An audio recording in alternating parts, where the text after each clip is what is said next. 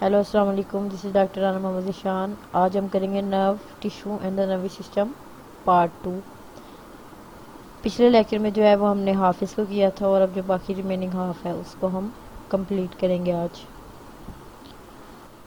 आज हम जो है वो लास्ट टाइम जहाँ से हमने छोड़ा था classification of neuroglia of central nervous system या सेंट्रल न्यूरोग्लाया, तो वो उससे जो है फिर हम स्टार्ट करते हैं और फिर आगे जो है वो इसको कंटिन्यू करते हैं। तो एंड पे जो है वो पिछले लेक्चर के थोड़ा सा इसका नो हाउ दिया था कि हम जो है न्यूरोग्लाया को दो में डिवाइड करते हैं, टू सेंट्रल नर्वस सिस्टम या central neuroglia and peripheral nervous system यानी कि पेरिफेरल न्यूरोग्लाया। सेंट्रल न्यूरोग्लाया की अगर हम बात करें तो क्लासिफिकेशन में इसके साइज़ के ऊपर हम इसकी क्लासिफिकेशन करते हैं और इसको कहते हैं मैक्रोग्लाया एंड माइक्रोग्लाया। मैक्रोग्लाया का मीन्स ये है कि ये साइज़ में लार्ज होते हैं एज़ कम्पेयर टू माइक्रोग्लाया जिनका साइज़ शॉर्ट होता है। अब मैक्रोग्लाया की आगे से जो है वो स्ट्रक्चर वाइज जो है वो हम इसको क्लासिफिकेशन करते हैं into astrocyte, oligodendrocytes and ependymal cell. फिर आगे इनकी फर्दर क्लासिफिकेशन जो है वो एस्ट्रोसाइट की फाइब्रस एंड प्रोटोप्लाज्मिक है, ओलिगोडेंड्रोसाइट्स की जो है वो इंट्राफेसिकुलर या फिर स्टेलाइट है, और एपेंडाइमल सेल्स जो है उनकी भी आगे एपेंडाइमोसाइट्स, टेनिसाइट्स एंड कोराइडल एपिथेलियल सेल्स। सेकेंड जो इसकी क्लास थी माइक्रोग्लाया जिनका साइज जो होता है वो स्मॉल होता है, उसमें जो है वो आ जाते हैं रेस्टिंग माइक्रोग्लाया एंड गीटर सेल।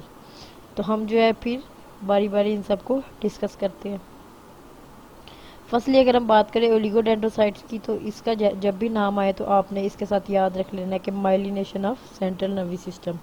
ओलिगोडेंड्रोसाइट्स जहाँ कहीं भी आएगा तो आप लोगों ने एक चीज़ में उठा लेनी है कि इसका फंक्शन जो है वो है myelination of central nervous system. अब चूंकि ये माइलिनेशन करेगा तो माइलिनेशन ये करेगा किसकी, जो कि वहाँ पे नर्व सेल्स या न्यूरॉन्स पड़े हुए हैं उनकी।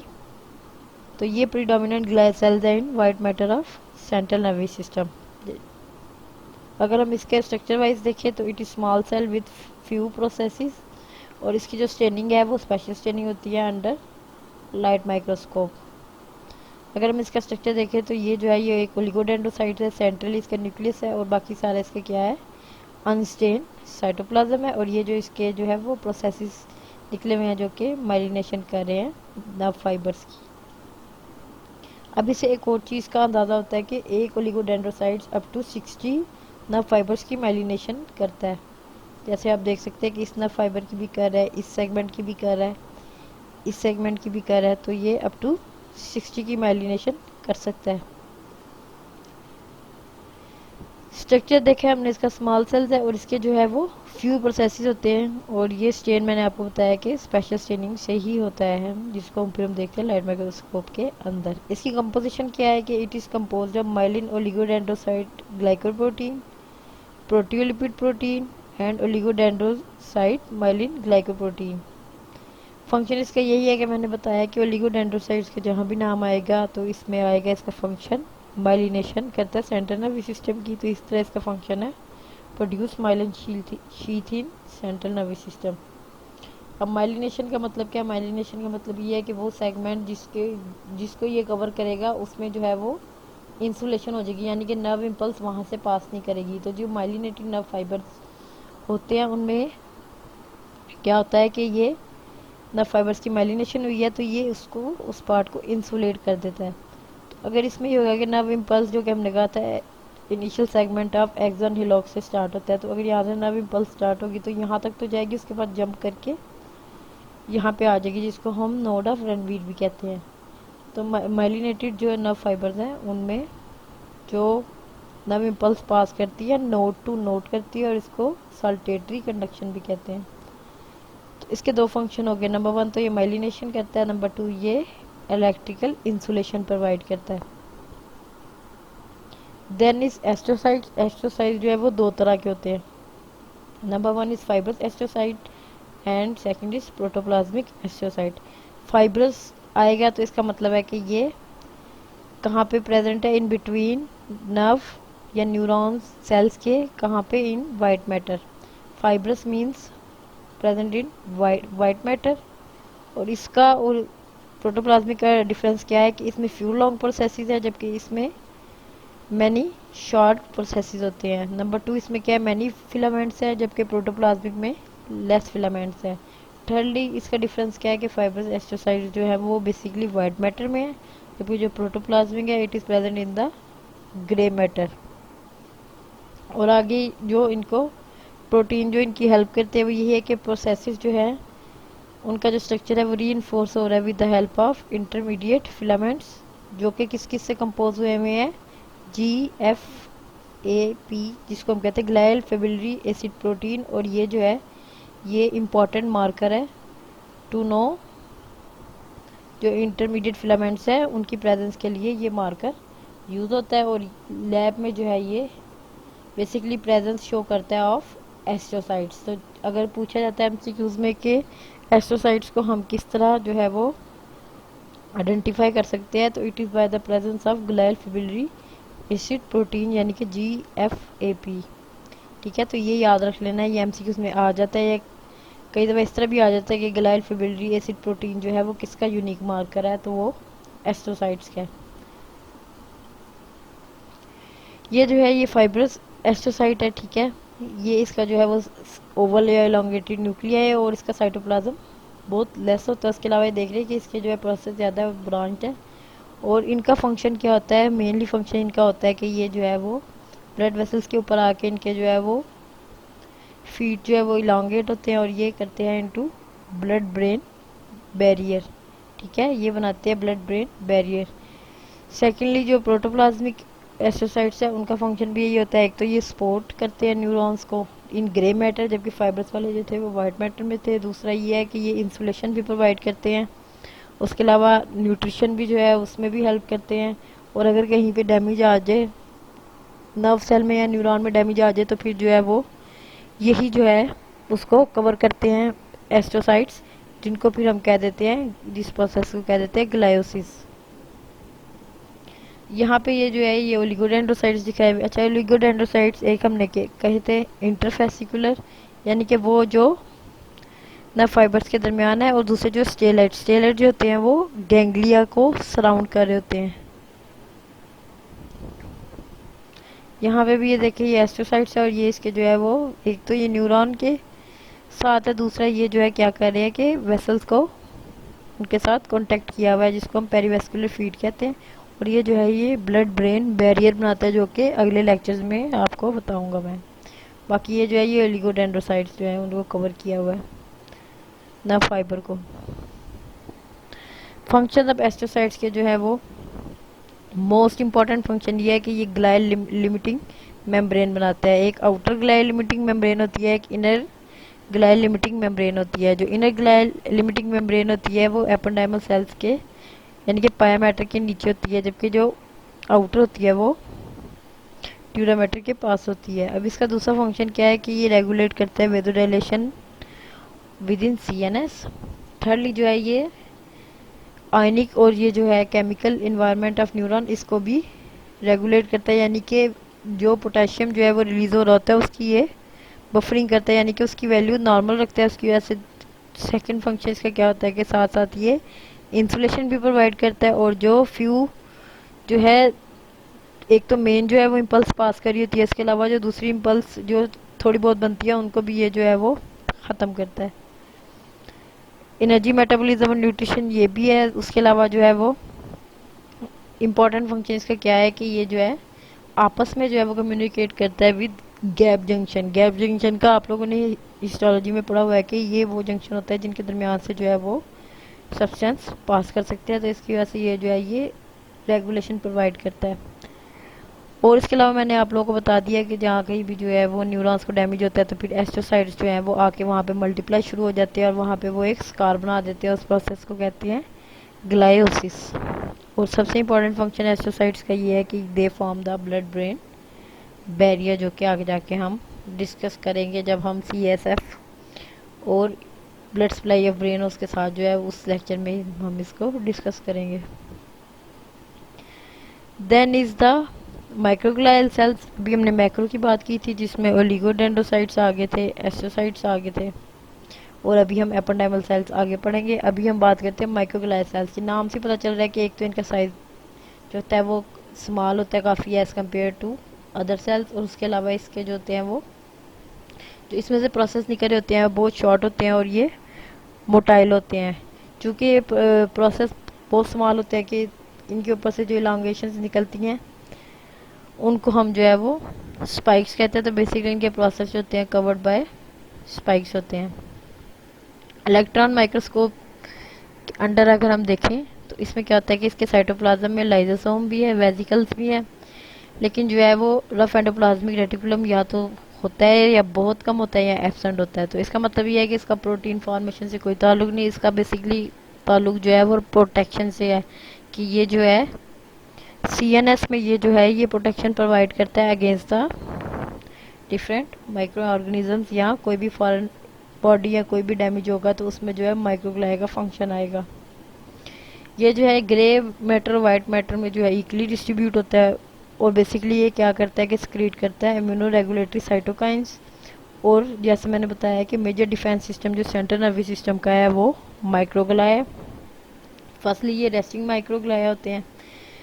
जब उसके बाद वहाँ पे कोई डैमेज होता है या इंजरी होती है या कोई भी ऑर्गेनिज्म आता है तो फिर ये उस जगह के जो साइटोकाइंस वगैरह रिलीज होते हैं उसकी वजह से एक्टिव हो जाते हैं और उस जगह पे फिर जाके फिर ये किल करते हैं जो भी फॉरेन बॉडी या माइक्रो ऑर्गेनिज्म जो आते हैं। और अगर हम इसको देखें लाइट माइक्रोस्कोप के under scanning by hematoxylin and eosin, तो ये क्या है स्मॉल डेंस इलोंगेटेड स्ट्रक्चर ही नज़र आते हैं, जबकि जो इनका न्यूक्लियस होता है वो भी स्मॉल है लेकिन डार्क इलोंगेटेड न्यूक्लियाई होता है। फंक्शन जिस तरह मैंने आपको बताया कि पहले जो है ये नॉर्मली प्रेजेंट होते हैं लेकिन ये इनएक्टिव या रेस्टिंग माइक्रोग्लाइया होते हैं, लेकिन जैसे ही जब कोई माइक्रो ऑर्गेनिज्म आएगा या कोई डैमेज होगा तो फिर ये क्या करते हैं एक्टिव हो जाते हैं और लार्ज हो जाते हैं और इनका साइज भी बढ़ना शुरू हो जाता है, तो उनको हम कहते हैं गीटर सेल्स। ठीक है, इनका फंक्शन ये होता है कि कोई भी माइक्रो ऑर्गेनिज्म वगैरह कोई आए तो उसको फेगोसाइटोस करेंगे। उसके अलावा जो है वो स्कैवेंजर सेल्स हैं ये ऑफ सेंट्रल नर्वस सिस्टम, और एक्ट करते हैं एपीसी, ये आप लोग पैथो में जाके पढ़ोगे कि एंटीजन प्रेजेंटिंग सेल्स के तौर पे भी ये एक्ट करते हैं कि कोई भी अगर कोई फॉरेन माइक्रो ऑर्गेनिज्म आया तो उसके ऊपर ये अटैच हो जाएंगे और फिर वो एंटीजन जो है वो इनको जो है वो आइडेंटिफाई कर लेता है। तो एंटीजन प्रेजेंटिंग सेल्स होते हैं तो इनको जब अटैच होता है तो उनको पता चल जाता है ये माइक्रो ऑर्गेनिज्म है, फिर वो उसको एनगल्फ कर लेते हैं। तो ये जो है स्मॉल सा सेल है माइक्रोग्लाइया सेल्स, न्यूक्लियस भी इसका एलोंगेटेड होता है, उसके स्मॉल से प्रोसेस होते हैं और ये जो आगे से ब्रांच कर रहे होते हैं तो इनको हम स्पाइक्स कहते हैं। तो ये जो है ये एक माइक्रोग्लाइयल सेल है। लास्ट जो मैक्रोग्लाइया सेल्स में है एपेंडाइमल सेल्स, तो ये cells structure wise epithelial like cells यानी कि क्यूबाइडल टू कलमनर होते हैं, और ये बेसिकली जो है वो लाइन कर रहे हैं ventricles and central canal. Ventricle brain में जिसमें सीएसएफ होता है और सेंट्रल कैनाल भी जो है स्पाइनल कॉर्ड में जिसमें सीएसएफ जो है वो रन करता है। अब कुछ लोकेशंस में जो है सेंट्रल नर्वस सिस्टम के इनके जो एपिकल एंड होता है, एक होता है बेसल एंड जो कि बेसमेंट मेम्ब्रेन के साथ होता है, एक होता है एपिकल एंड जो कि इनके अपर सरफेस के ऊपर होता है। तो उसके ऊपर मॉडिफिकेशन ये होती है कि उसके ऊपर सीलिया होता है और सीलिया का मेन फंक्शन यही होता है कि ये मूवमेंट करता है। अब चूंकि ये वेंट्रिकल में प्रेजेंट है एपिडाइमल सेल्स, तो ये क्या करेगा मूवमेंट ऑफ सीएसएफ जो कि उसके अंदर प्रेजेंट है तो उसकी मूवमेंट करेगा। उसके अलावा माइक्रोग्लाया होगा और माइक्रोविलाया होगा, और माइक्रोविलाया का फंक्शन क्या है कि जहाँ कहीं भी माइक्रोविलाया होगी इसका फंक्शन बेसिकली होता है एब्जॉर्प्शन। तो एक तो ये सीएसएफ की मूवमेंट में हेल्प करेगा, दूसरा ये उसकी एब्जॉर्प्शन में हेल्प करेगा। आपस में ये ज्वाइन होते हैं बाय जंक्शनल कम्प्लेक्सेस, और वो भी कहाँ ऑन एपिकल डोमेन्स यानी कि एपेक्स जहाँ पे इन सेल की होती है वहाँ पे इनके आपस में जंक्शन कम्प्लेक्सेस होते हैं। जबकि जो बेसल पार्ट है जो बेसमेंट मेम्ब्रेन के साथ होता है उसमें भी कुछ सेल्स में इनफोल्डिंग होती है और वो आपस में कम्युनिकेट करते हैं विद एस्ट्रोसाइट प्रोसेसेस। अब एपिडर्मल सेल्स का जो है वो बेसल लेमिना नहीं होता है। ये अब आपने हिस्टोलॉजी में पढ़ा होगा कि बेसल लेमिना क्या होता है, तो आप लोगों को आइडिया होगा कि बेसल लेमिना क्या है। तो इनमें बेसल लेमिना नहीं होता। तो ये जो है एपेंडाइमल सेल्स हैं, ठीक है, ये इनका जो है वो न्यूक्लियस है और इनकी जो स्ट्रक्चर है वो क्यूबाइडल टू कोलमनर होता है। ठीक है, आपस में इनके दरमियान टाइट जंक्शन है, और ये जो है ये इनका बेसल एंड है और ये जो है ये एपिकल एंड है, ठीक है। और बेसल एंड पे क्या है, इनके प्रोसेसेस हैं। अब हम देखते हैं आगे कि इसकी जो 3 टाइप्स हैं वो किस तरह हम इसको डिवाइड करते हैं। पहले हमने बात की थी किसकी, एपेंडाइमल सेल्स की। अब हम बात करते हैं टेनिसाइड्स की, जो कि इसकी सेकेंड एग्जांपल है। ये जो है ये स्पेशलाइज्ड एपेंडाइमल सेल्स है और ये सिर्फ प्रेजेंट होते हैं इन फ्लोर ऑफ थर्ड वेंट्रिकल। यानी कि जब हम वेंट्रिकल्स पढ़ेंगे तो उसमें जो हम जो है लिटिल वेंट्रिकल, तो उसके बाद थर्ड वेंट्रिकल, फोर्थ वेंट्रिकल हम पढ़ेंगे, तो उसमें ये जो टेनिसाइड्स हैं ये प्रेजेंट होते हैं इन फ्लोर ऑफ थर्ड वेंट्रिकल। और ये क्या है, स्पेशलाइज्ड एपेंडाइमल सेल्स। ये स्पेशलाइज्ड किस तरह है कि एक तो इसमें सीलिया नहीं है, दूसरा इनका मेन चीज़ जो है फ्लोर ऑफ थर्ड वेंट्रिकल के नीचे बिल्कुल जो है वो जो ऊपर है वो हाइपोथैलेमस है। तो बेसिकली इनका फंक्शन ये है, स्पेशलाइज्ड फंक्शन, कि ये ट्रांसफ़र करते हैं substance from CSF to blood. और ब्लड कहाँ पे है, इन हाइपोथैलेमस, ठीक है। तो ये ट्रांसफ़र हो रहे हैं substance from CSF to blood within hypothalamus by tanycyte. यानी कि कहीं भी अगर कम्युनिकेशन का जिक्र आता है कि वो कौन से जो है वो सपोर्टिंग सेल्स हैं या ग्लाइल सेल्स हैं जिनका जो है वो रिलेशन जो है वो थर्ड वेंट्रिकल से है या जिनका रिलेशन जो है वो हाइपोथैलेमस से है, तो दीज आर द टेनिसाइड्स। आगे हम जब हाइपोथैलेमस का चैप्टर पढ़ेंगे तो फिर उसमें बताएंगे कि इनका जो रोल है वो हेल्प किस किस फंक्शन में करता है। कोराइड प्लेक्सिस जो है इनमें क्या होता है कि मॉडिफाइड एपेंडाइमल सेल्स होते हैं जो कि इन्वॉल्व होते हैं इन द सीएसएफ प्रोडक्शन। और इनमें क्या होता है कि प्रेजेंट होते हैं along the adjacent tuft of capillaries. यानी कि जो सीएसएफ वो बनता किससे है, सीएसएफ बेसिकली बनता ब्लड से ही है, कैपिलरीज से ही है, वहाँ से जो है वो फ्लूइड निकलता है और वो जो है उसमें हेल्प करते हैं मॉडिफाइड एपेंडाइमल सेल्स, ठीक है। तो 3 तरह के हमने जो है वो एपेंडाइमल सेल्स पढ़े हैं। एक जो है वो एपेंडाइमल सेल्स हो गए, ठीक है, एपिथेलियल एपेंडाइमल सेल्स हो गए, देन टेनिसाइड्स हो गए, और थर्ड जो है मॉडिफाइड एपेंडाइमल सेल्स हैं जिन जो कि हेल्प करते हैं in the formation of CSF. यानी कि एक सेल्स जो हैं वो हेल्प कर रहे हैं इन सर्कुलेशन या मूवमेंट ऑफ सीएसएफ में, टेनिसाइड्स जो हैं वो हेल्प कर रहे हैं transfer of substance from CSF to blood within hypothalamus, और कोरोइड प्लेक्सिस के अंदर जो मॉडिफाइड एपेंडाइमल सेल्स हैं वो हेल्प कर रहे हैं इन प्रोडक्शन ऑफ सीएसएफ। तो बेसिकली एपेंडाइमोसाइड जो है उनका फंक्शन यही है कि सीएसएफ की रेगुलेशन, इसकी मूवमेंट और इसकी स्क्रीशन में हेल्प करते हैं। उसके बाद आगे कुछ क्लिनिकल्स हैं कि इसमें जो है वो अल्जाइमर डिजीज़ है। इसमें क्या होता है कि बेसिकली डिमेंशिया ही होता है, मेमोरी लॉस। तो इसमें क्या होगा कि बहुत न्यूरोनल पेरिकेरिया यानी कि नर्व सेल की जो है वो सेल बॉडी, उसके अलावा सिनेप्सिस जो होता है सेरिब्रम के अंदर, उसका डैमेज होता है। फंक्शनल डिफेक्ट्स देखा जाए तो आप लोगों ने पढ़ा होगा बायोकेमिस्ट्री में, न्यूरोफिब्रिलरी टैंगल्स जो है वो टाउ प्रोटीन जो कि एबनॉर्मल प्रोटीन है उनकी एक्यूमुलेशन की वजह से हो जाते हैं। देन इज न्यूरेटिक प्लेक्स, इसमें भी यही होता है कि बीटा एमाइलॉइड प्रोटीन जो कि मिसफोल्ड प्रोटीन होता है वो जो है उसकी एग्रीगेशन स्टार्ट हो जाती है, उसकी वजह से फंक्शन जो है नॉर्मल वो नहीं होता। यानी कि देखिए नॉर्मली न्यूरॉन इस तरह होंगे, लेकिन जब अल्जाइमर डिजीज़ हो जाएगा तो उसमें क्या होगा कि न्यूरॉन्स के अंदर न्यूरोफिब्रिलरी टैंगल्स आ जाएंगे, उसके अलावा माइलाइड प्लेक्स आ जाएंगे, तो नॉर्मल फंक्शन जो है वो नहीं हो पाएगा। अब आ जाते हैं पेरिफेरल न्यूरोग्लियल सेल्स पे। पहले हमने बात की थी सेंट्रल की। ये ड्राइव होते हैं फ्रॉम न्यूरोग्लियल सेल्स जो कि आप लोग पढ़ोगे एम्ब्रियो में, जब एम्ब्रियो के लेक्चर्स होंगे उसमें आप देखोगे। और इसमें जो मेनली आ जाते हैं 5 सेल्स आ जाते हैं, जिसमें शॉन सेल्स और स्टेलाइट सेल, ये 2 सेल्स आप लोगों के लेवल पे, एमबीबीएस के लेवल पे ये 2 सेल्स आपको पता होने चाहिए कि Schwann cells and satellite sales.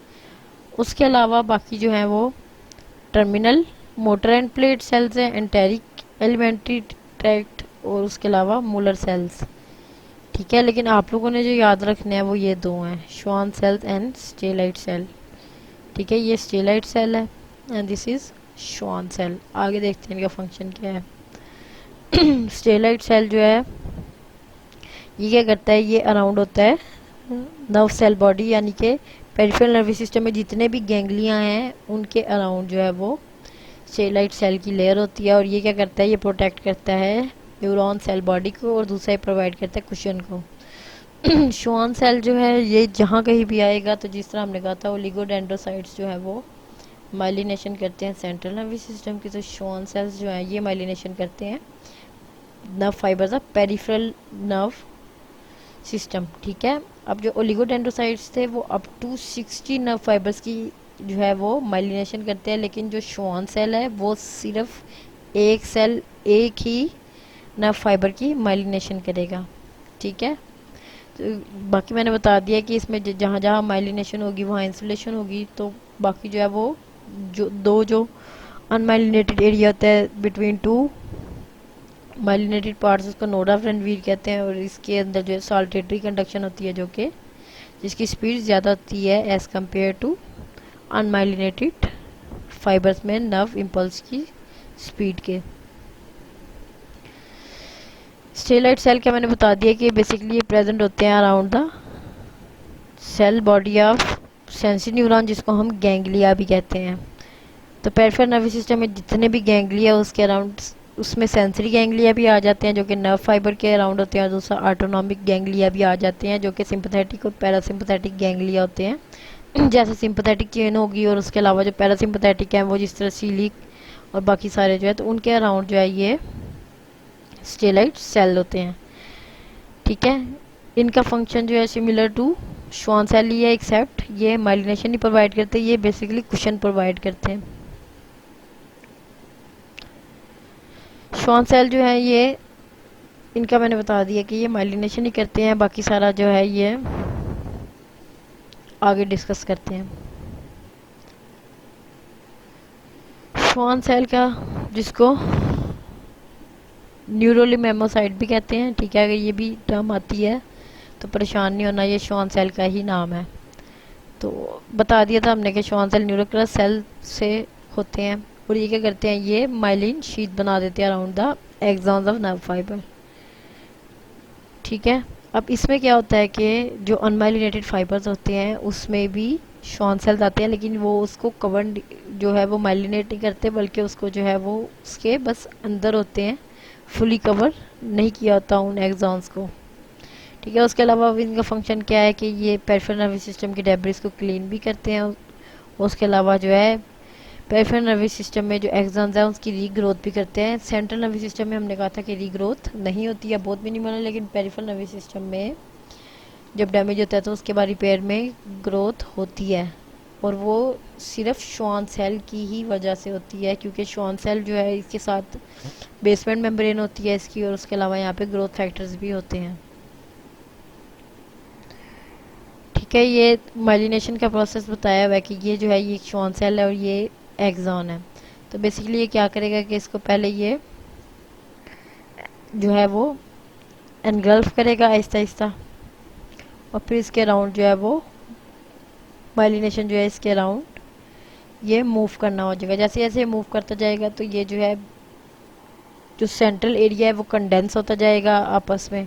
ठीक है, यहाँ पे डिफरेंट लाइंस बन जाती हैं, जैसे मेजर डेंस लाइन है, इंटरपीरियड लाइन है, ये सारे आगे डिस्कस करते हैं कि किस तरह प्रोसेस होता है। माइलिनेशन का बता दिया कि जहाँ जहाँ माइलिनेशन होती है तो उसकी वजह से क्या है कि जो जहाँ पे माइलिनेशन नहीं होती तो nerve impulse node of Ranveer से एक से दूसरे में जाती है, तो इसकी वजह से क्या होता है कि कंडक्शन वेलोसिटी इंक्रीज हो जाती है। सीएनएस में जहाँ कहीं भी माइलिनेशन होगी वो ओलिगोडेंड्रोसाइट्स की वजह से होगी, जबकि पेरिफेरल में श्वान सेल्स की वजह से होगी। तो अब स्टार्ट करते हैं हम प्रोसेस ऑफ माइलिनेशन के। माइलिनेशन होती किस तरह है, तो फर्स्टली क्या होगा कि जो ये श्वान सेल है, ठीक है, ये न्यूक्लियस का साइटोप्लाज्म है, और ये जो है ये एक्सॉन है। ठीक है, तो बेसिकली क्या करेगा श्वान सेल जो है फर्स्टली इसको क्या करेगा, इंडेंट करेगा या इसको रैप करना शुरू कर देगा। उसके बाद क्या होगा कि एक्सॉन जो है वो डीपर सिंक होता जाएगा, और श्वान सेल जो है वो इसको और सराउंड करता जाए, रैप करता जाएगा इनटू क्लॉकवाइज डायरेक्शन। ठीक है, ये क्लॉकवाइज डायरेक्शन है। जब ये इसको सराउंड करता जाएगा, रैप करता जाएगा, तो जब ये फुली कवर कर लेगा तो जो आउटर मेम्ब्रेन है श्वान सेल की, ये वाली, ठीक है, जो आउटर है, और यहाँ से ये वाली, ये दोनों आपस में कंबाइन करके बना देंगे मीजो एक्सॉन, ठीक है, मीज एक्सॉन। ठीक हो गया। ये जिस तरह यहाँ पे बात की गई है कि ये जो आपस में अटैच होके कंजक्टिव लेयर बना देंगे, तो ये याद रखना है कि सिर्फ आउटर लेयर जो है प्लाज्मा मेम्ब्रेन की श्वान सेल की, वो दोनों आपस में मिलके बनाएगी मीज एक्सॉन, ठीक है। जो सेगमेंट है पूरा माइलिनेशन का वो अराउंड है 0.08 to 0.1 mm, ठीक है। थर्डली अगर देखा जाए तो ये इसको रैप करता रहेगा, ठीक है, इनसाइड से आउटसाइड। जैसे जैसे ये रैप करता जाएगा तो ये जो लेयर्स हैं श्वान सेल की, ये आपस में कंडेंस होती जाएंगी और एक वक्त आएगा कि ये इतना आपस में स्टिक कर जाएंगी कि क्या होगा कि इसमें से जो साइटोप्लाज्म है वो एक्सेंट हो जाएगा, ठीक है। यहाँ पे जो आउटर, अभी श्वान सेल का आउटर पार्ट जो है इसमें तो साइटोप्लाज्म है, लेकिन जो इनर पार्ट है जहाँ से माइलिनेशन स्टार्ट हुई थी क्लॉकवाइज, वहाँ पे क्या हुआ है, कंडेंसेशन की वजह से जो साइटोप्लाज्म है वो स्क्वीज आउट हो गया, ठीक है, बिल्कुल जो है वो टाइटली रैप हो गया। उसके अलावा जो है कुछ नर्व फाइबर्स में ये फ्यू टन्स ही लेता है श्वान सेल्स, लेकिन कुछ में जो है वो अप टू 50 टन्स भी करता है। उसके बाद रैपिंग करता जाएगा और एट द एंड क्या होगा कि पूरा साइटोप्लाज्म जो है वो स्क्वीज आउट हो जाएगा, ठीक है। ये वाला पार्ट जो था मीज एक्सॉन का, जो हमने कहा था कि आउटर प्लाज्मा मेम्ब्रेन जो है श्वान सेल की, उनकी कम्बिनेशन की वजह से मीज एक्सॉन बनेगा। इसका बेसिकली फंक्शन ये होता है कि ये जो है पूरा ट्रेस होता है up to the nerve fibre, तो यहाँ से जो है वो सब्सटेंस की मूवमेंट हो सकती है इनसाइड से आउटसाइड और आउटसाइड से इनसाइड, और इस तरह नर्व फाइबर जो है वो आउटसाइड से कम्युनिकेट करता है। ठीक हो गया। अगर हम इसको देखें इलेक्ट्रॉन माइक्रोस्कोप में इसका सेक्शन करके, तो ये बेसिकली जो माइलिनेशन है जितनी भी, ये सारी लैमिनेटेड है। इसमें 3 लाइन बनती हैं, ठीक है। सबसे पहले अगर बात की जाए तो मेजर डेंस लाइन है, देन जो है वो क्या है, माइनर डेंस लाइन है, और लास्टली इंट्रापीरियड लाइन है। मेजर डेंस लाइन जो है वो बेसिकली जो है वो डार्क लाइन है अबाउट 2.5 नैनोमीटर, ठीक है, और ये फॉर्म हो रही है from the approximation of inner protein, ठीक है, किससे, inner protein layers of plasma membrane. ये याद रख लें, एमसीक्यू आता है इसका कि मेजर डेंस लाइन किससे फॉर्म है, तो major dense line is form by inner protein, ये कह सकते हैं major dense line is form by approximation of inner protein layers of plasma membrane that are fuse together. Then हम बात करते हैं किसकी, लाइटर माइनर डेंस लाइन की, ठीक है। फर्स्ट हमने बात की थी डार्कर मेजर डेंस लाइन की, अब हम बात करेंगे लाइटर माइनर डेंस लाइन की। ये जो है ये होती है तकरीबन 10 नैनोमीटर थिकनेस, और ये किससे बन रही है, ये बन रही है form by approximation of outer layer of 2 adjacent plasma membranes, ठीक है। 2 एडजेसेंट प्लाज्मा मेम्ब्रेन्स जो हैं उनकी आउटर जो है लिपिड से जो फॉर्म होती हैं, इन दोनों की अप्रोक्सीमेशन से बन रही है माइनर डेंस लाइन, ठीक है। मेजर डेंस लाइन हमने बात की थी, ये इनर प्रोटीन लेयर से बन रही है, और किस तरह approximation of inner protein layers of 2 plasma membrane जो कि फ्यूज टुगेदर है। अगर हम बात करें लाइट डेंस लाइन की, ठीक है, या माइनर डेंस लाइन की बात करें, ठीक है, तो ये किससे बनी हुई है, it is formed by approximation of adjacent cell membrane layers जो कि आपस में अप्रोक्सीमेट है, और ये बनी होती है फ्रॉम लिपिड, ठीक है। तो वो प्रोटीन से थी, ये लिपिड से थी। देन थर्ड लाइन जो आ जाती है जिसको हम कहते हैं इंट्रा पीरियड लाइन, ये बेसिकली फॉर्म्ड होती है बाय, किससे फॉर्म होगी, ये आउटर प्रोटीन लेयर जो है एडजेसेंट, उनसे ये फॉर्म होगी इंट्रा पीरियड लाइन, ठीक है। और बेसिकली क्या होगी, ये जो outer protein layer of plasma membrane है ये काफ़ी थिन होती है, तो ये आपस में अप्रोक्सीमेट कर जाती है, और इसकी वजह से बीच में एक छोटी सी बिल्कुल जो है ना लेस डेंस लाइन बनती है, जिसको हम कहते हैं इंट्रापीडियल लाइन, और इसकी जो है थिकनेस है वो तकरीबन 2.5 नैनोमीटर है। तो सबसे पहले हमने बात कर ली मेजर डेंस लाइन की, ये इनर प्रोटीन से है from the two approximate plasma membrane, ठीक है। देन हमने बात कर ली माइनर डेंस लाइन की, ये जो है ये किससे बनी हुई है, ये एडजेसेंट सेल मेम्ब्रेन्स के अप्रोक्सीमेशन से बनी हुई है, और ये लिपिड से फॉर्म है। जबकि जो इंटरपीडियल लाइन है ये outer part of protein portion of approximated plasma membranes है, इनकी वजह से दरमियान में एक लाइन होती है जिसको हम कहते हैं इंट्रापीडियल लाइन। इसको बार बार रिपीट इसलिए कर रहा हूँ कि ये एमसीक्यूज आते ही आते हैं, तो जहाँ पे भी वर्ड आएगा major dense lines it mean formed by two inner protein layers of plasma membrane that are fused together। अगर बात आ जाती है minor dense line की तो उसमें आ जाएगा that is formed by approximation of outer surface of adjacent cell membranes या plasma membranes and it is made up of lipid। Thirdly अगर बात कर ले इंट्रापीडियल लाइन की, तो ये जो है ये सेंटर में होती है, into centre of lipid layer में होगी, और ये फॉर्म होगी by fused outer protein layers of plasma membrane. तो ये तीनों अच्छे से याद करनी है। देन एक लाइन इसमें आती है, ठीक है, जिसको हम कहते हैं इंसीयर्स ऑफ श्मिट्स लेंटरमैन लाइन, ठीक है। और ये जो है ये कहाँ पे होती है, ठीक है, ये अभी हमने एक इसका क्रॉस कट सेक्शन लिया है नर्व फाइबर का, माइलिनेटेड नर्व फाइबर का, ठीक है। तो इसमें हमने बात की थी कि जो साइटोप्लाज्म है वो बिल्कुल स्क्वीज हो जाता है, स्क्वीज आउट हो जाता है except the area where there is nucleus, ठीक है। तो श्मिट्स लेंटरमैन लाइंस या क्लेफ्ट क्या है, बेसिकली ये वो एरियाज हैं जहाँ पे कुछ साइटोप्लाज्म रह जाता है between axon and myelin sheath, ठीक है। और ये क्यों रहता है, due to the presence of nucleus, ठीक है। न्यूक्लियस की प्रेजेंस की वजह से यहाँ पे एक गैप रह जाता है जिसको हम कहते हैं श्मिट्स लेंटरमैन लाइंस या श्मिट्स लेंटरमैन क्लेफ्ट्स, ठीक है। अब ये बनते किस तरह, these are the inner collars of Schwann cell cytoplasm, और इसमें क्या क्या होता है, इसमें lysosomes, mitochondria, microtubules, cytoplasmic inclusions भी होती हैं, और डेंस बॉडीज भी होती हैं, ठीक है। तो ये जो है अगर कोई पूछता है कि श्मिट्स लेंटरमैन लाइंस या क्लेफ्ट्स क्या है, तो ये वो एरिया है जहाँ पे साइटोप्लाज्म श्वान सेल का बाकी रहता है due to the presence of nucleus, क्योंकि न्यूक्लियस के साथ थोड़ा बहुत साइटोप्लाज्म रहता है, क्योंकि न्यूक्लियस हमने कहा था स्क्वीज आउट हो जाता है पेरिफेरी में,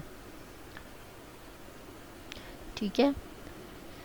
तो ये न्यूक्लियस है, ठीक है, ये एक्सॉन है, इसको जो है ये इधर से आएगा, इसको राउंड एंड राउंड जो है वो सराउंड करता जाएगा।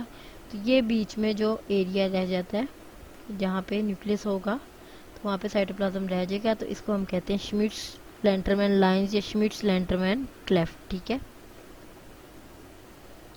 यहाँ पे भी अगर हम देखें तो ये क्या है, ये एक्सॉन है और उसके सराउंड ये सारी जो है ये माइलिन शीट है। और अगर हम इसको देखें इसके कट सेक्शन करके तो इस तरह ये लेमिनेटेड होता है कि ये जो है ये एक्सॉन है, और ये जो है ये सारी देखिए ये सारी माइलिनेशन हुई हुई है, ठीक है। जितना लिपिड कंटेंट ज़्यादा होगा माइलिन शीट का उतनी ज़्यादा इंसुलेशन प्रोवाइड करेगा जिस भी एक्सॉन को ये सराउंड कर रहा है। नोड ऑफ रेनवीन का मैंने बता दिया कि दो माइलिनेटेड सेगमेंट्स के दरमियान जो अनमाइलिनेटेड सेगमेंट रह जाता है उसको हम कहते हैं नोड ऑफ रेनवीन। ये यहाँ देखा कि श्मिट्स लेंटरमैन क्लेफ्ट जो है ये प्रेजेंट है, ठीक है। तो दूसरी बात ये थी कि अगर हम देखें कि नोड ऑफ रेनवीर का जो फंक्शन क्या है, तो इसका फंक्शन ये है कि यहाँ पे चूँकि माइलिनेशन नहीं होती तो यहाँ से नर्व इम्पल्स जो है वो एक नोड ऑफ रेनवीर से दूसरी नोड ऑफ रेनवीर पे फास्टली मूव करती है, इसलिए इसको कहते हैं region where the high impulse is regenerated for high speed propagation of electric impulse down the या nerve impulse down the axon, ठीक है। तो ये नोड ऑफ रेनवीर को अगर देखें तो ये एक श्वान सेल है और ये दूसरा श्वान सेल है, तो इसके दरमियान जो गैप है इसको कहते हैं नोड ऑफ रेनवीर, यहाँ पे भी ये दिखाया हुआ है कि ये श्वान सेल ने जो इसको कवर किया हुआ है एक्सान को, ठीक है। ये इनके दरमियान जहाँ जहाँ पे जो है वो थोड़ा सा साइटोप्लाज्म रहेगा, श्मिट लेंटरमैन लाइन होगी, ठीक है। उसके अलावा ये inner part of Schwann cell हो गया या outer part of Schwann cell हो गया, ये न्यूक्लियस आ गया श्वान सेल का। और ये इन दोनों के दरमियान जो है वो नोड ऑफ रेनवीर है जहाँ पे माइलिनेशन नहीं है। तो कंडक्शन होती किस तरह, एक नॉर्मल कंडक्शन होती है जो कि अनमाइलिनेटेड में होती है, जबकि माइलिनेटेड नर्व फाइबर में साल्टेटरी कंडक्शन होती है, यानी कि एक नोड ऑफ ये जो है ये इनिशियल सेगमेंट है, यहाँ से नर्व इम्पल्स हुई एक नोड ऑफ रेनवीर से, उधर से दूसरे से तीसरे से, तो इसको कहते हैं saltatory conduction, where the nerve impulse travels या transmitted from one node of Ranvier to other node of रेनवीर।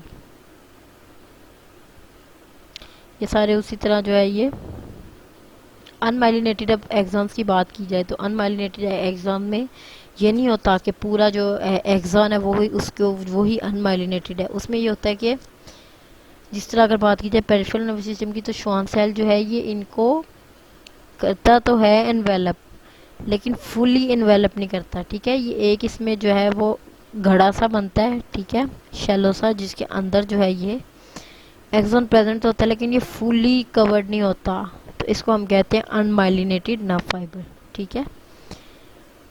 होता ये श्वान सेल के अंदर ही है, लेकिन चूंकि ये फुली कवर नहीं होता तो ये सारा जो है ये एक्सपोज है, तो फुली माइलिनेशन नहीं हुई, इसलिए ये अनमाइलिनेटेड रहते हैं।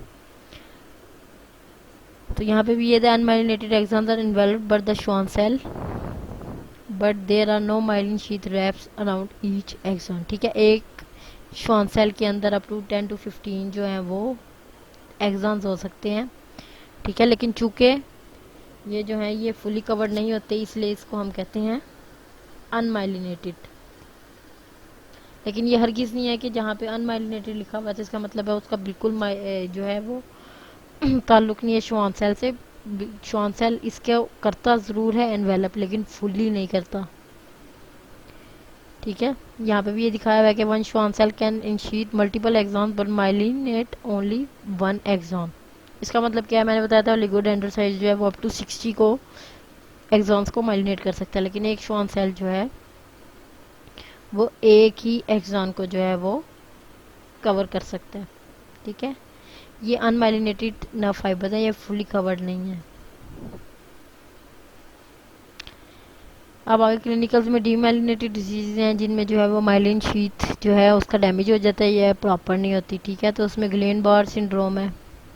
इसमें क्या होता है कि एक्यूट इन्फ्लामेटरी जो है वो इन्फेक्शन होता है, उसकी वजह से क्या होता है कि जो माइलिनेशन है वो डैमेज हो जाती है, और माइक्रोस्कोपिकली अगर देखें तो इसमें जो है वो लार्ज एक्यूमुलेशन आ जाती है लिम्फोसाइट्स की, मैक्रोफेजेस की, plasma cell around nerve fibres के, और ये इसकी वजह से क्या होता है कि लार्ज सेगमेंट्स जो है माइलिन शीथ के वो डैमेज होते हैं, और उसकी वजह से जो माइलिनेटेड एक्सॉन्स थे वो चूँकि अनमाइलिनेटेड हो जाते हैं और वो एक्सपोज हो जाते हैं टू एक्स्ट्रा सेलुलर मैट्रिक्स के। उसके बाद जो यहाँ पे जो है वो इम्यून सिस्टम आके इफेक्ट करेगा, उसकी वजह से क्या होता है कि असेंडिंग नर्व मसल पैरालिसिस होता है, ठीक है। असेंडिंग का मतलब ये है कि ऊपर से स्टार्ट होगा, नीचे तक जो है वो मसल का पैरालिसिस होना स्टार्ट हो जाएगा, जो कोऑर्डिनेशन है वो ख़त्म हो जाएगी, और चूँकि जो है ये क्यूटेनियस सेंसेशन जो है वो काफ़ी सेंसिटिव होती है, तो जब उसको डैमेज होगा तो उसकी वजह से लॉस ऑफ क्यूटेनियस सेंसेशन होगा।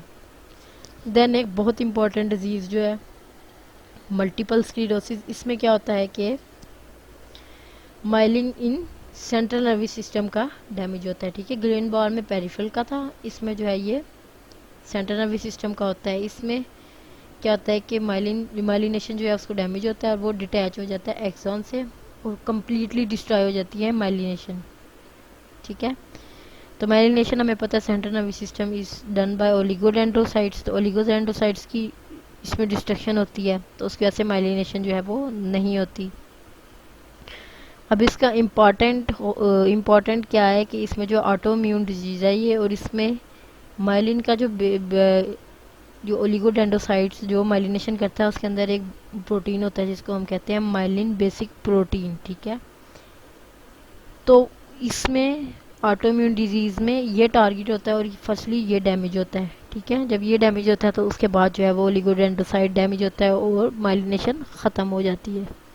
तो इसकी वजह से जो साइन एंड सिम्टम्स आते हैं उसमें ये होता है कि एक तो यूनिलैटरल विजन इम्पेयरमेंट, यानी कि उस साइड की विजन इम्पेयरमेंट होगी, क्यूटेनियस सेंसेशन भी लॉस हो जाएगी, मसल कोऑर्डिनेशन और मूवमेंट भी लॉस हो जाएगी, और उसके अलावा क्या है कि बाउल एंड ब्लैडर कंट्रोल भी लॉस हो जाएगा, जो कि कंट्रोल सेंट्रल नर्वस सिस्टम से जो कंट्रोल जो ट्रैक्ट से आ रहा है वहाँ पे डैमेज होगा।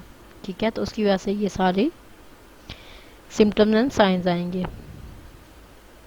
अब आगे बात कर लेते हैं organisation of central nervous system की थोड़ी सी। तो सेंट्रल नर्वस सिस्टम में आ जाता है ब्रेन, स्पाइनल कॉर्ड, और उसकी कवरिंग आ जाती है। ठीक है, अब दो तरह के जो है वो नर्वस सिस्टम में हम चीज़ें पढ़ेंगे, ग्रे मैटर, एक वाइट मैटर। ठीक है, ये पूरी न्यूरोएनाटमी में ये दो चीज़ें हम पढ़ेंगे ही पढ़ेंगे, ग्रे मैटर, वाइट मैटर। अब ये समझने की बात है, जो ग्रे मैटर है ना, उसमें बेसिकली पढ़ी होती हैं न्यूरॉन की सेल बॉडीज। ठीक है, और उसके अलावा वहाँ पे क्या पड़ा होता है, प्रोटोप्लाज्मिक एस्ट्रोसाइट्स। ठीक है, तो ये मिलके बना रहे हैं ग्रे मैटर। जबकि जो वाइट मैटर है basically these are made up of axons, और इसके साथ यहाँ पे फाइब्रस एस्ट्रोसाइट्स भी होते हैं। तो जहाँ पे भी ग्रे मैटर की बात आएगी इसका मतलब है कि सेल बॉडीज। ठीक है, न्यूरॉन की सेल, न्यूरॉन्स की अपने कहते हैं एक सेल बॉडी होती है, पेरिकैरियन, और बाकी जो होते हैं उसके डेंड्राइट्स और एक्सॉन्स होते हैं। तो जो ग्रे मैटर है it is formed by perikaryons या सेल बॉडीज, और जो वाइट मैटर है it is formed by axons. जहाँ कहीं पे वाइट मैटर का जिक्र आएगा तो इट मीन्स एक्सॉन्स, और जहाँ कहीं पे ग्रे मैटर का जिक्र आएगा इट मीन्स सेल बॉडीज। ठीक है, ये बात याद रखनी है। और अगर हम ग्रे मैटर का कम्बिनेशन देखें तो इसमें जो है वो कुछ एक्सोनल डेंड्रिटिक और ग्लाइल प्रोसेस जो कि आगे के सिनेप्स कर रहे होते हैं, ये मिलके जो है वो कम्बिनेशन बनाते हैं, जिसको हम न्यूरोपिल भी कहते हैं। पेरिफेरल नर्वस सिस्टम में जो है वो बेसिकली क्या होता है, सेंट्रल नर्वस सिस्टम की तो हमने बात कर ली, ब्रेन और स्पाइनल कॉर्ड है, और उसमें ग्रे मैटर और वाइट मैटर आएगा। पेरिफेरल नर्वस सिस्टम में जो है उसमें नर्व फाइबर्स भी होंगे, गैंग्लिया और रिसेप्टर्स। ठीक है, अब हमें पता है कि टू टाइप ऑफ नर्व्स बनती हैं। ठीक है, नर्व फाइबर के बंडल से, एक जो क्रेनियल नर्व्स हैं जो कि related to central nervous system है, और दूसरी spinal nerve which are kidney nerves है which are related to brain, and spinal nerve which are related to spinal cord. ठीक है, और इनमें नर्व फाइबर्स आते हैं जो कि सेंसरी भी हैं, मोटर भी है, और उसके अलावा माइलिनेटेड अनमाइलिनेटेड भी हैं। उसके साथ फिर जो गैंग्लिया, सिंपैथेटिक, पैरासिम्पैथेटिक, उनके भी फाइबर्स आते हैं। तो ये जो है कॉन्स्टिट्यूट करता है पेरिफेरल नर्वस सिस्टम को। ठीक हो गया, ये एक मेन सी जो है वो एक डायग्राम है कि ये सेंट्रल नर्वस सिस्टम है सारा।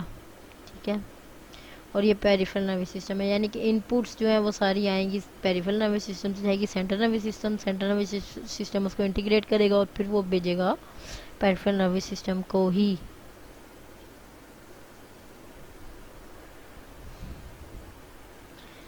पेरिफेरल नर्व की ये आप लोग फर्स्ट ईयर में पढ़ चुके हैं कि पेरिफेरल नर्व में क्या होता है, बेसिकली नर्व फाइबर्स होते हैं या एक्सॉन्स होते हैं।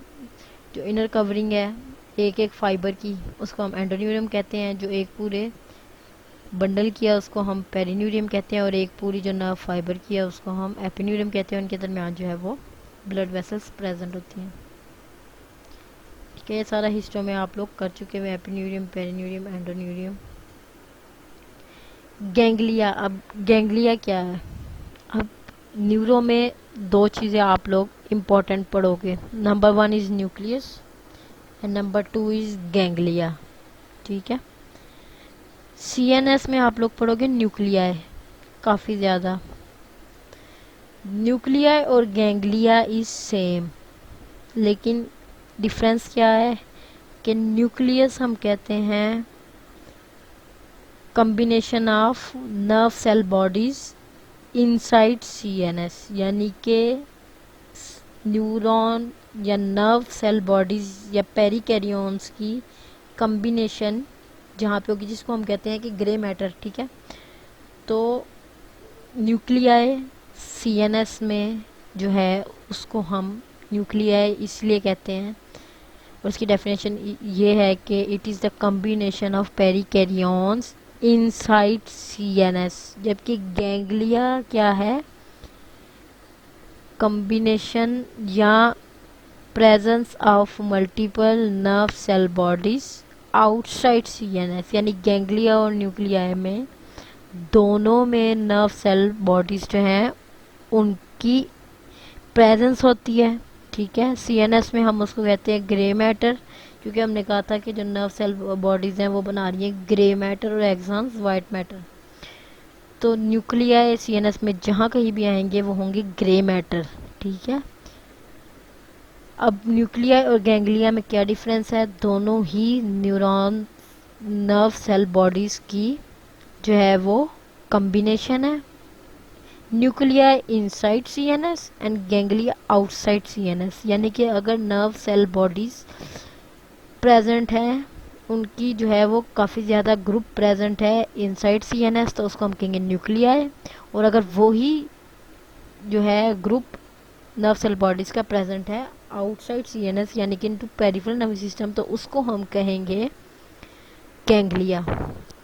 ठीक हो गया। दूसरा डिफरेंस जो इम्पोर्टेंट है, what is the difference between nerve and tract. ठीक है, इसी तरह जो ट्रैक्ट है वो कॉम्बिनेशन है ऑफ एक्सॉन्स, यानी कि ट्रैक्ट भी नर्व की तरह ही है, लेकिन कॉम्बिनेशन ऑफ एक्सॉन्स जो कि एक नर्व बना रहे हैं inside CNS is called tract. उसको हम नर्व नहीं कहते, उसको हम कहते हैं ट्रैक्ट।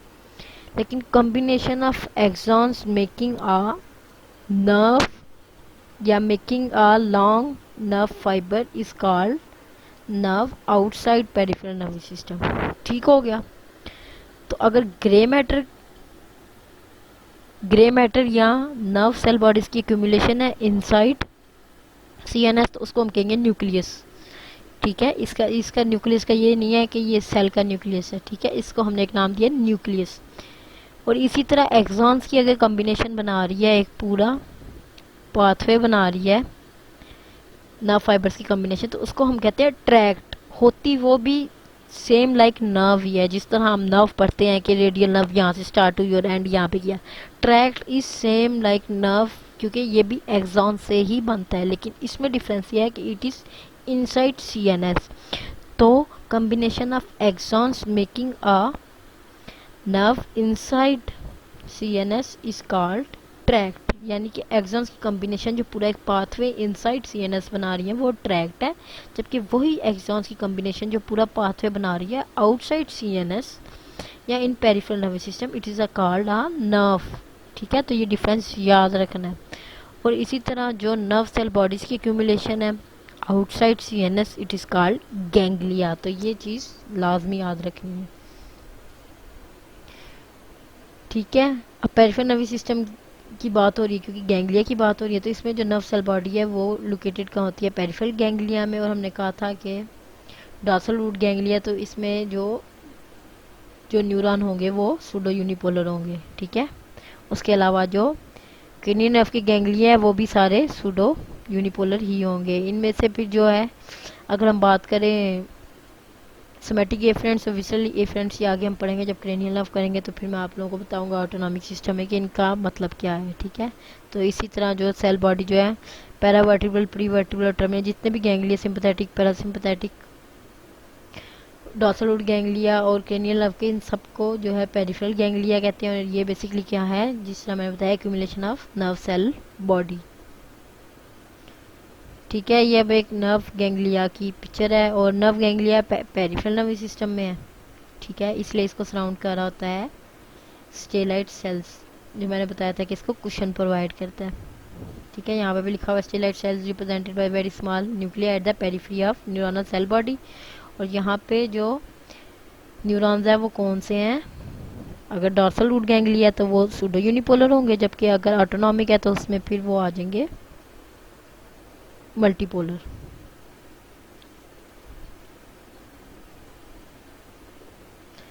देन लास्टली जो पेरिफेरल नर्वस सिस्टम में है वो है रिसेप्टर्स। ठीक है, अब रिसेप्टर क्या है? रिसेप्टर वो ऑर्गन है जो किसी भी चेंज ऑफ स्टिमुलाई को डिटेक्ट करता है, और यहाँ से फिर इम्पल्स जाता है central nervous system. Then central nervous system जो है फिर वो उसको भेजता है into back to peripheral nervous system by effectors. ठीक है, सबसे पहले हम बात करेंगे मर्कल सेल की। ठीक है, ये डायग्राम देख लेते हैं। बल्कि इधर जो है होंगी मर्कल सेल्स की डायग्राम। हाँ, ये है मर्कल सेल। ठीक है, अब मर्कल सेल का क्या है, ये प्रेजेंट होता है इन हेयरलेस स्किन में। It is a mechanoreceptor. ठीक है, इसकी क्या है सेंसेशन, कौन सी लेके जाता है, ये टच। और ये अडेप्टेबिलिटी क्या है कि it is a slow adaptable receptor. ठीक है, तो किसकी बात कर ली हमने, मर्कल डिस्क की। कहाँ पे प्रेजेंट होता है ये, it is present in hairless skin. For example जिस तरह हमारे फिंगर टिप्स हैं। ठीक है, और इसके अलावा कुछ जगहों पे हेयर फॉलिकल में भी होता है। तो इसमें क्या होता है कि नर्व फाइबर जो है वो, ये माइलिनेटेड नर्व फाइबर आ रहा है। ठीक है, उसके बाद ये अपनी माइलिन शीथ, ठीक है, इसके साथ नहीं रहती और ये अनमाइलिनेटेड है। तो ये डिटेक्ट करता है क्या, ये डिटेक्ट करेगा, मैकेनोरिसेप्टर है तो ये टच को डिटेक्ट करेगा। यहाँ से फिर इम्पल्स जो है वो जाएगी थ्रू, पहले अनमाइलिनेटेड है उसके बाद माइलिनेटेड जाएगी, और ये स्लो अडेप्टेबल है। ठीक है, और ये जो, अगर हम इसको कहें कि ये इसका अगर हम कॉम्बिनेशन देखें तो ये डार्क स्टेनिंग एपिथेलियल सेल बनता है जिसको हम कहते हैं मर्कल सेल। और हेयर सेल में अगर देखें तो ये डोम बनाता है जिसको हम कहते हैं टेक्टाइल डोम। और ये बिल्कुल हेयर फॉलिकल के नीचे जो है वो एपिडर्मिस में प्रेजेंट होता है। ठीक है, देन बात कर लेते हैं फ्री नर्व एंडिंग्स की। फ्री नर्व एंडिंग बेसिकली जो है वो प्रेजेंट है एपिडर्मिस ऑफ कॉर्निया और गट में। ठीक है, ये जो है, उसके अलावा अगर देखा जाए तो ये प्रेजेंट होती है डर्मिस में। अगर देखा जाए लिगामेंट्स में, joint capsule, bone, dental pulp वगैरह में प्रेजेंट है। ये भी मैकेनोरिसेप्टर है, लेकिन ये फास्ट जो है वो पेन के लिए है इसकी सेंसेशन, और उसके अलावा स्लो टच के लिए भी है। ठीक है, यानी जिसको क्रूड टच कहते हैं। कुछ रिसर्चेस में ये भी है कि ये प्रेशर, हीट एंड कोल्ड को भी डिटेक्ट करता है। इसमें जो अडेप्टेबिलिटी है ये फास्ट अडेप्टेबल है, यानी कि पेन जो है वो फ़ौरन फील होती है इसके अंदर। जो हमने मर्कल डिस्क की बात की थी वो स्लो अडेप्टेबल था। ठीक है, जिस तरह मर्कल डिस्क जो था वो हेयरलेस स्किन फिंगर टिप्स में हमने जिस तरह पेन पकड़ा हुआ है तो हमें पहले थोड़ा आहिस्ता आहिस्ता फील होता है कि हम जो है ना लिख रहे हैं। इसमें ये है चूँकि ये इसकी सेंसेशन जो है ये पेन की सेंसेशन को फील करता है, तो ये पेन के लिए फास्ट है। ठीक है, उसके अलावा स्लो पेन की भी इसमें फाइबर्स आते हैं, लेकिन मेजॉरिटी फास्ट ही है। उसके अलावा क्या है कि क्रूड टच, इससे सेंस करते हैं हम प्रेशर एंड टेम्परेचर। ठीक है, तो ये सारे आते हैं फ्री नर्व एंडिंग से। देन हेयर फॉलिकल रिसेप्टर आ जाता है। हेयर फॉलिकल रिसेप्टर जो है बेसिकली ये जो है ये सारा इसका प्लेक्सिस बना हुआ है। हेयर फॉलिकल रिसेप्टर जो है ये हेयर स्किन में होगा, ये भी मैकेनो रिसेप्टर है। इसमें भी जो है ये सेंसेशन इसमें टच की है, और ये भी रैपिड करता है। अच्छा, अब इनके साथ साथ फाइबर्स जो इनको लेके आ रहे हैं वो आगे डिस्कस करता हूँ मैं कि फाइबर्स कौन कौन से और किस टाइप के होते हैं। तो ये तीनों जो थे ये थे एनकैप्सुलेटेड रिसेप्टर्स, यानी कि ये अनमाइलिनेटेड है। जिसमें Merkel cells, light touch, object texture आ गया। ठीक है, स्लो, अब इसमें एक चीज़ याद रखनी है कि मर्कल डिस्क जो है वो स्लो अडेप्टेबल है, बाकी दोनों रैपिड है। ठीक है, फ्री नर्व एंडिंग जो है वो पेन आ गया, टेम्परेचर आ गया। ठीक है, क्रूड टच आ गया, ईचिंग वगैरह, टेम्परेचर सारा इसमें आ गया। रूट हेयर प्लेक्सिस जो है वो डिटेक्ट करते हैं बेसिकली मूवमेंट ऑफ हेयर को। जैसे ज़रा सी भी एयर पास करती है, हेयर जो है वो अपनी उसकी शेफ्ट की जो है डायरेक्शन चेंज होती है, तो हमें फ़ौरन पता चल जाता है कि यहाँ पे जो है ना हेयर की मूवमेंट हुई है। लेकिन क्योंकि ये फास्ट अडेप्टेबल है तो ये होता है, उसके बाद ये अडेप्ट कर जाए, उसके बाद हमें नहीं पता चलता। लेकिन जब दोबारा वो स्टिमुलस हटेगा या दोबारा हेयर मूव करेगा तो फिर हमें फील होगा कि जो है ना ये जो है मूवमेंट हुई है हेयर की। ये नहीं कि एक दफ़ा हेयर की मूवमेंट हुई है तो हमें बार बार ये लग रहा है कि मूवमेंट हुई है, ऐसे नहीं होता, इसलिए फास्ट अडेप्टेबल है। अब आ जाओ एनकैप्सुलेटेड रिसेप्टर्स की।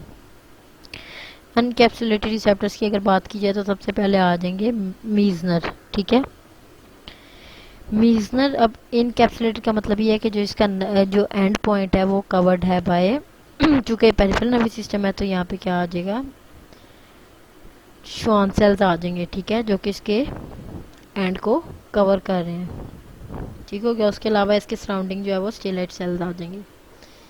तो मीजनर कॉर्पसल की बात की जाए तो ये प्रेजेंट है into dermal papilla of skin of palm and sole of foot, ठीक है, यानी कि डर्मिस पेपिला, जो पेपिला बनते हैं of skin of palm and sole of foot, ये भी मैकेनो रिसेप्टर है, ये भी सेंस करते हैं टच को और दे आर रैपिड, ठीक है। अब इनकी शेप किस तरह होती है कि ये फाइबर्स है और स्टैक टू में टॉर्शस स्वान शेल्स, और ये कवर्ड है कैप्सूल का जो कि बना रहे हैं बाय स्टेलाइट सेल्स, ठीक है। ये माइलिनेटेड न फाइबर है, इसने अपनी माइलिन शीट लूज की लेकिन साथ ही सराउंड कर लिया इसको कैप्सूल ने, ठीक है, इसलिए हम इनको कहते हैं एनकैप्सुलेटेड। सेकेंड इज रुफिनी कॉर्पसल्स, ठीक है, ये वाले जो है रुफिनी कॉर्पसल क्या है कि ये प्रेजेंट है डर्मिस ऑफ हेयरी स्किन, जहाँ पे हेयर्स हैं, ये भी मैकेनो रिसेप्टर है और ये डिटेक्ट करते हैं स्ट्रेच को, और ये स्लो अडेप्टेबल है, ठीक है। दो स्लो हमने पढ़े हैं, याद रख लेना, नॉन एनकैप्सुलेटेड में मर्कल्स डिस्क और कैप्सुलेटेड में रुफिनिस कॉर्पसल, ये याद रख लेना आप लोगों ने, ठीक है। उसके बाद आ जाते हैं पेसिनियस कॉर्पसल, ठीक है। पेसिनियस कॉर्पसल क्या है कि इसमें जो है ये श्वान सेल जो है वो एक लैमिनेटेड अपीयरेंस देते हैं, ठीक है, ये जो है ये लैमिनेटेड अपीयरेंस है। उसके अलावा ये कैप्सूल जो है ये स्टेलाइट सेल से बना है, ये नर्व फाइबर है जो कि अपनी माइलिनेशन लूज कर देता है लेकिन सराउंड होता है बाय कैप्सूल, ठीक है। अब ये कहाँ पे प्रेजेंट है, ये डर्मिस लिगामेंट जॉइंट कैप्सूल, ठीक है, एक्सटर्नल जेनिटेलिया में प्रेजेंट होता है, ये पेरिटोनियम में प्रेजेंट है, ये भी मैकेनो रिसेप्टर है और ये डिटेक्ट करता है वाइब्रेशन को, ठीक है। तो कोई भी वाइब्रेशन वगैरह हो रही है तो इसको ये डिटेक्ट करेगा और ये भी रैपिड अडेप्टेबल है। उसके बाद दो जो है वो न्यूरोमस्कुलर स्पिंडल और न्यूरोटेंडनस स्पिंडल है। न्यूरोमस्कुलर स्पिंडल जो है वो स्केलेटल मसल में है और वो भी मैकेनो रिसेप्टर है और बेसिकली वो करता है change in length of muscle fibre, ठीक है, वो उसको डिटेक्ट करता है। और लास्टली जो है वो न्यूरोटेंडनस है। न्यूरोटेंडनस स्पिंडल जो है वो टेंडन की टेंशन को जो है वो डिटेक्ट करता है और ये दोनों फास्ट हैं, जबकि जो न्यूरोमस्कुलर स्पिंडल है वो एक्साइटेटरी है, जबकि जो न्यूरोटेंडनस स्पिंडल है वो इनहिबिटरी है, ठीक है। तो ये सारे जो हैं ये रिसेप्टर्स हैं और इनका जो बेसिकली आपने याद रखनी है वो तीन चीज़ें याद रखनी है। Number 1 location, number 2 adaptability, number 3 sensation कौन सी लेके जाते हैं, और नंबर 4 अगर आप लोग बहुत अच्छे से याद करना चाहते हो तो नर्व फाइबर्स याद रखने हैं कि नर्व फाइबर कौन से हैं। नर्व फाइबर्स की क्लासिफिकेशन स्पीड ऑफ कंडक्शन और साइज पे करते हैं, यानी कि ए फाइबर्स, बी फाइबर्स और सी फाइबर्स। ए फाइबर्स जो है वो अल्फ़ा, बीटा, गामा और डेल्टा होते हैं, जबकि बी और सी जो है वो सिंपल होते हैं। जो अल्फ़ा फाइबर्स हैं वो मोटर स्केलेटल के लिए होते हैं, जो बीटा फाइबर्स हैं, ए फाइबर्स की बात कर रहा हूँ, जो बीटा है वो सेंसरी, टच, प्रेशर और वाइब्रेशन के हैं, जबकि जो गामा जो है वो मसल स्पिंडल है। डेल्टा जो है वो पेन, लोकलाइज यानी कि शार्प पेन, उसके अलावा टेम्परेचर और टच को है। जो बीटा फाइबर्स हैं वो प्री गैंग्लियोनिक ऑटोनॉमिक फाइबर्स होते हैं, जबकि जो सी फाइबर्स हैं वो पेन जो कि डिफ्यूज पेन है, ठीक है, एक शार्प पेन होती है, एक डिफ्यूज पेन है। उसके अलावा टेम्परेचर और पोस्ट गैंग्लियोनिक ऑटोनॉमिक फाइबर्स जो है वो सारे सी फाइबर्स होते हैं और C fibre is the only fibre which is जो है अनमाइलिनेटेड, ठीक है। और सबसे ज़्यादा सेंसिटिव जो हम लोकल एनेस्थीसिया देते हैं उसको होते हैं सी फाइबर्स। तो अगर हम रिसेप्टर्स की जल्दी से बात कर ले कौन कौन से फाइबर्स हैं रिसेप्टर्स में, तो अगर फ्री नर्व एंडिंग में देखें तो उसमें अल्फ़ा, डेल्टा और सी फाइबर्स होते हैं। तो अगर आपने फाइबर्स के फंक्शन याद किए हुए हैं कि अल्फ़ा ए फाइबर में जो है वो डेल्टा फाइबर से जिसकी हमने बात की थी कि शार्प पेन, टेम्परेचर, ठीक है, प्रेशर को कर रहे थे, और सी फाइबर की हमने बात की थी dull pain, temperature and touch, ठीक है, क्रूड टच। इसी तरह अगर हम बात कर ले मर्कल डिस्क की हमने क्या कहा था कि ये करता है टच को, तो टच आ रहा था ए फाइबर के बीटा में, ठीक है। हेयर फॉलिकल की बात करें तो वो भी same A fibre, beta A fibre में। बिजनेस कॉर्पसल्स की हमने बात की थी कि ये भी टच को है, तो ये भी ए के बीटा में आएगा। Pacinian corpuscle is basically related to vibration, तो ये भी फाइबर ए के बीटा ए फाइबर में आएगा क्योंकि उसके ये फंक्शन है। उसके बाद फिनी कॉर्पसल्स जो है वो स्ट्रेच में, और स्ट्रेच भी बीटा ए फाइबर्स में आएगा। न्यूरो मस्कुलर स्पिंडल जो है वो क्योंकि मसल से रिलेटेड है तो उसमें अल्फा ए भी आएगा, और चूँकि उसके अलावा जो है वो पोजीशन से भी रिलेटेड है तो बीटा ए फाइबर्स में भी आएगा। जबकि न्यूरो टेंडरनेस जो है वो अल्फा ए फाइबर्स में आएगा। तो फाइबर आपने याद करने हैं, इसका एक टेबल दिया हुआ है न्यूरोस्नेल में। उसके अलावा रिसेप्टर्स भी आपने याद करने हैं, इसका भी एक टेबल दिया हुआ है। तो ये दोनों चीज़ें याद कर ली तो आप लोगों को काफ़ी आसानी हो जाएगी इन ट्रैक्ट्स, क्योंकि जब मैं स्पाइनल कॉर्ड के ट्रैक्ट शुरू करूँगा तो बेसिकली हम रिसेप्टर से ही स्टार्ट करेंगे। तो अगर आपको रिसेप्टर का पता होगा कि ये रिसेप्टर कौन सा है और इसका फंक्शन क्या है, तो आपको ट्रैक्ट याद रखना बहुत आसान हो जाएगा कि ये ट्रैक्ट कौन सी सेंसेशन को लेके जा रहा है। उसके बाद अब एक चीज़ जो है जो बहुत इंपॉर्टेंट है वो है response of neuron to nerve injury. ठीक है, अब दो तरह की नर्व इंजरी होती है, या तो सेल बॉडी को हो सकती है नर्व के, या फिर एक्सॉन को हो सकती है। ठीक है, तो इसमें दो इवेंट्स होते हैं, axon degeneration and neural regeneration. Peripheral nervous system में रिस्पॉन्स डिफरेंट है, जबकि सेंट्रल नर्वस सिस्टम में रिस्पॉन्स डिफरेंट होता है। ठीक है, और पेरिफेरल में जो है वो रीजनरेशन होती है जबकि सेंट्रल में नहीं होती। ठीक है,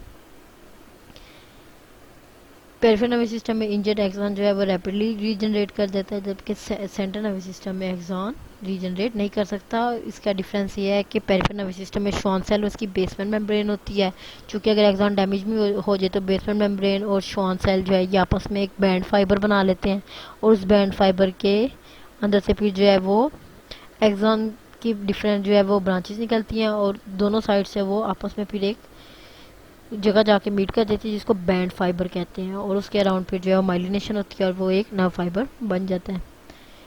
ठीक है, जबकि जो सेंट्रल नर्वस सिस्टम में माइलिनेशन ओलिगोडेंड्रोसाइट से होती है, और ओलिगोडेंड्रोसाइट्स में कोई ऐसी एबिलिटी नहीं होती रीजनरेशन की, ना उसकी बेसमेंट मेम्ब्रेन होती है जिससे बैंड फाइबर बनेगा। दूसरा, वहाँ पे ग्रोथ फैक्टर्स भी ऐसा सच नहीं होते, और थर्डली वहाँ पे माइक्रोग्लिया सेल्स होते हैं जो कि जल्दी से फेगोसाइटोस कर लेते हैं सारे माइलिन डेब्रिस को, और वहाँ फिर जो एस्ट्रोसाइट्स आके जो है वो ग्लायोसिस कर देते हैं। ठीक है, डीजनरेशन में क्या होता है, सबसे पहले अब पोर्शन ऑफ फाइबर जो है तीन तरह से डीजनरेशन होती है। अगर डिस्टल टू इंजरी पे होगी, एक प्रॉक्सिमल टू इंजरी पे होगी, और एक सेल बॉडी के रिस्पॉन्स पे होगी। ठीक है, तो क्या होगा कि जो डीजनरेशन होती है उसको हम कहते हैं एंट्रोग्रेड डीजनरेशन या वलेरियन डीजनरेशन। डिस्टल जहाँ पे इंजरी हुई है उससे डिस्टली क्या होगा, सबसे पहले होगी वलेरियन डीजनरेशन, वहाँ पे होगी first sign of injury appear होगा 8 to 24 आवर्स में। उसकी वजह से क्या होगा कि वहाँ पे इन्फ्लामेशन होगी तो एक्सॉन स्वेल करेगा, उसकी माइलिनेशन है वो डिसइंटीग्रेट होगी, और वहाँ से क्या होगा कि एक्सॉनल साइटोस्केलेटन का भी डिसइंटीग्रेशन हो जाएगी और एक्सॉन का कॉन्टैक्ट लॉस हो जाएगा। उसकी वजह से जो अराउंड माइलिन शीट थी वो उसमें माइलिन स्पेसिफिक प्रोटीन डिक्रीज होगा तो वो भी डैमेज हो जाएगी। फिर क्या होगा कि श्वान सेल जो है वो वहाँ पे डिवाइड करना शुरू कर देगा due to glial growth factors की वजह से। ठीक है, यहाँ पे अगर इंजरी हुई है तो हम डिस्टल की बात करें कि पहले मैक्रोफेज आके सारे एक्सॉन को डैमेज कर देंगे। ठीक है, वहाँ पे सेंट्रल नर्वस सिस्टम में माइक्रोग्लिया सेल्स थे, जबकि पेरिफेरल नर्वस सिस्टम में जो डिफेंस है वो मैक्रोफेजेस हैं। तो सारा 2 वीक्स आफ्टर इंजरी में क्या करेंगे, डिसइंटीग्रेट कर देंगे, उसके बाद जो है यहाँ पे श्वान सेल ग्रो करना शुरू कर देंगे। ठीक है, उसकी वजह से क्या होगा कि जो प्रॉक्सिमल पार्ट था जिस तरह की मैंने बात की कि वहाँ से जो है वो स्प्रॉट्स निकलेंगे बैंड्स ऑफ बंजर या बैंड फाइबर्स की। ठीक है,